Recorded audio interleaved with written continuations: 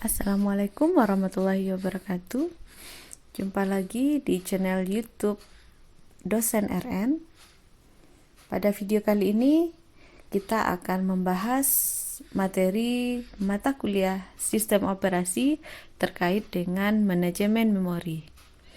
Di antara pokok bahasannya adalah konsep memori dan manajemen memori, jenis memori, cara penempatan informasi di manajemen memori, jenis-jenis manajemen memori, strategi manajemen memori, ruang alamat logika dan fisik, serta sweeping. Video ini merupakan gabungan dari beberapa mahasiswa yang dalam hal ini dilakukan pembelajaran daring akibat dari dampak virus corona. Selamat menyaksikan, semoga bermanfaat. Nah, jika ini bermanfaat, jangan lupa diklik tombol subscribe serta share di teman-teman kalian.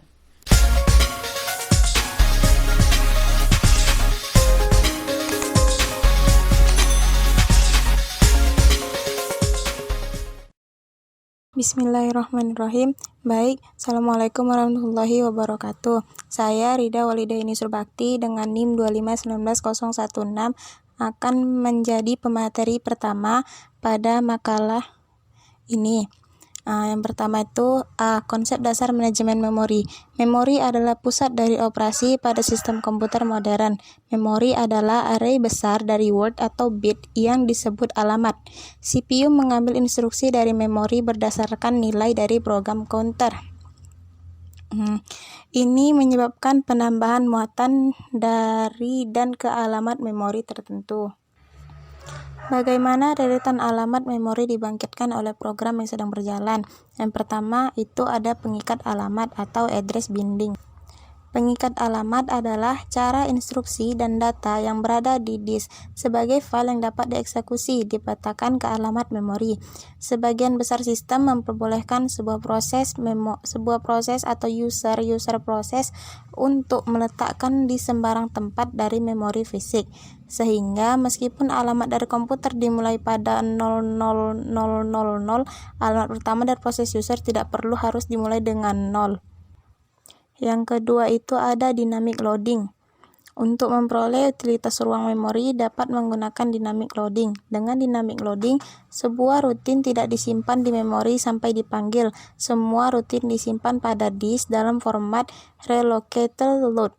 Dan yang ketiga itu ada dynamic linking. Konsep dynamic linking sama dengan dynamic loading. Pada saat loading, linking ditunda sampai waktu eksekusi. Terdapat kode kecil yang disebut stub digunakan untuk meletakkan rutin library di memori dengan tepat.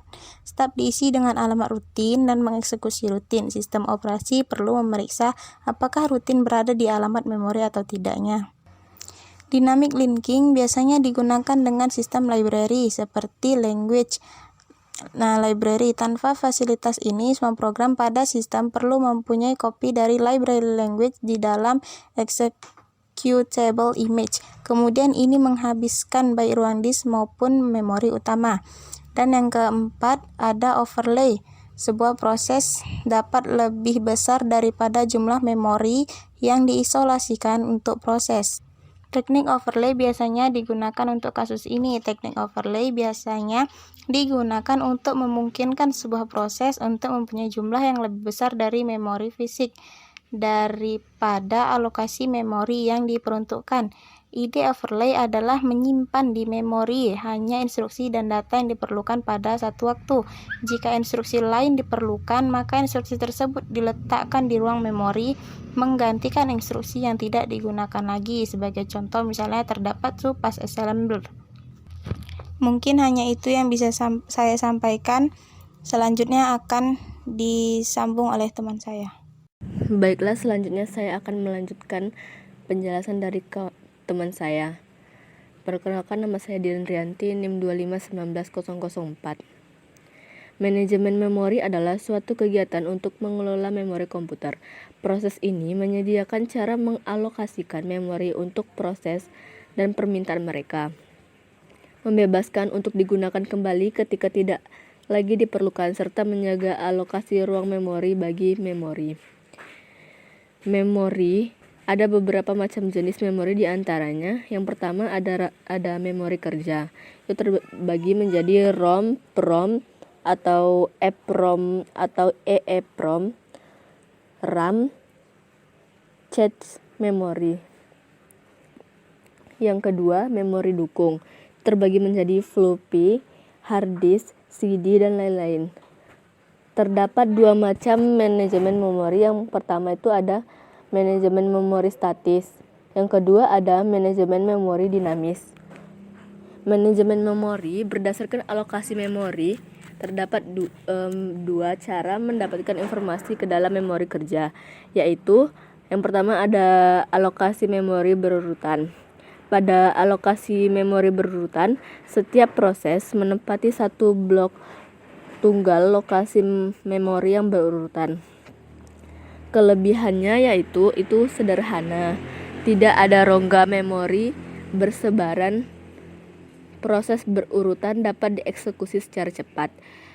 Yang kedua ada kekurangan memorinya boros, tidak dapat disisip apabila tidak ada satu blok memori yang mencukupi. Yang kedua ada alokasi memori tak berurutan. Program atau proses ditempatkan pada beberapa segmen berserakan, tidak perlu saling berdekatan atau berurutan. Kelebihannya, sistem dapat memanfaatkan memori utama secara lebih efisien. Kekurangannya, memerlukan pengendalian yang lebih rumit dan memori jadi banyak yang berserakan, tidak dipakai. Fungsi manajemen memori. Yang pertama, mengalokasikan informasi yang dipakai dan tidak dipakai. Yang kedua, mengalokasikan memori ke proses yang memerlukan. Yang ketiga, mendealokasikan memori dari proses telah selesai. Yang keempat, mengelola swapping atau pegging antara memori utama dan disk.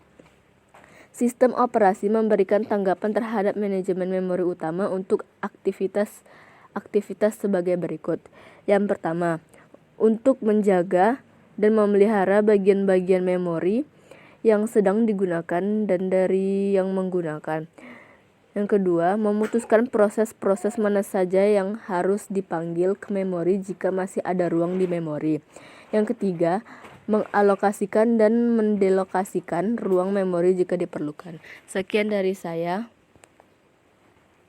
Selanjutnya akan dijelaskan oleh teman saya. Baiklah, selanjutnya saya akan menjelaskan tentang jenis-jenis memori. Yang pertama itu manajemen memori untuk monoprogramming. Bila komputer yang dijalankan hanya satu jenis selama proses berlangsung, maka dikatakan mode kerja komputer itu adalah monoprogramming. Selama komputer itu bekerja, maka memori RAM seluruhnya dikuasai oleh program tersebut. Jadi RAM tidak dapat memasuki oleh program lain. Bila sistem operasi telah selesai dimuat, maka tampillah prompt di layar monitor, dan itu adalah tanda monitor komputer siap menerima program aplikasi. Di dalam sistem juga dapat kita lihat bahwa sistem operasi terletak berdekatan dengan program lain di dalam RAM, sehingga kemungkinan sistem operasi terganggu atau terubah oleh proses yang sedang berjalan sangat besar. Hal ini tidak boleh terjadi. Untuk mencegah terganggu sistem operasi tersebut, maka alamat tertinggi dari sistem operasi diletakkan pada registrasi batas dalam CPU. Jika ada proses yang mengacu ke alamat itu atau program lebih rendah daripada itu, maka proses dihentikan dan program akan ditampilkan pada kesalahan. Yang B atau yang kedua, manajemen memori untuk multiprogramming. Kalau multiprogramming berarti kan berlebih dia atau dua gitu. Untuk sistem komputer yang berukuran besar, bukan small komputer atau bukan komputer kecil membutuhkan pengaturan memori, karena dalam multiprogramming akan melibatkan banyak pemakai secara berlangsungan.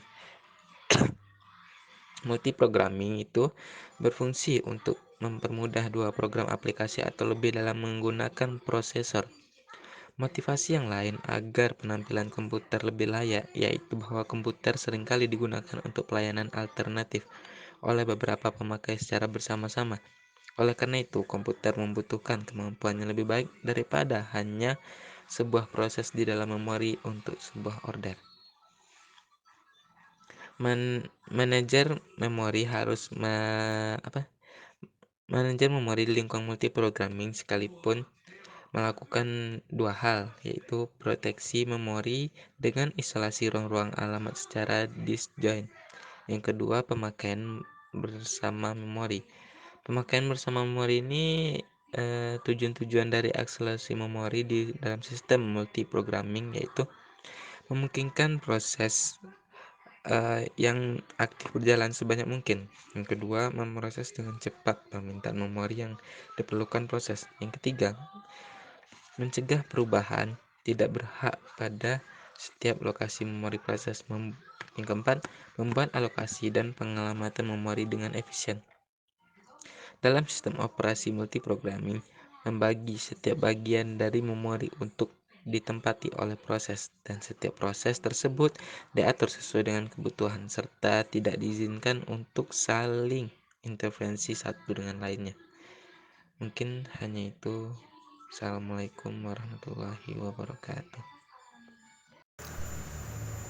Baiklah, saya Rian Akbar, NIM 2519005 akan melanjutkan penjelasan dari teman saya, yaitu strategi manajemen memori.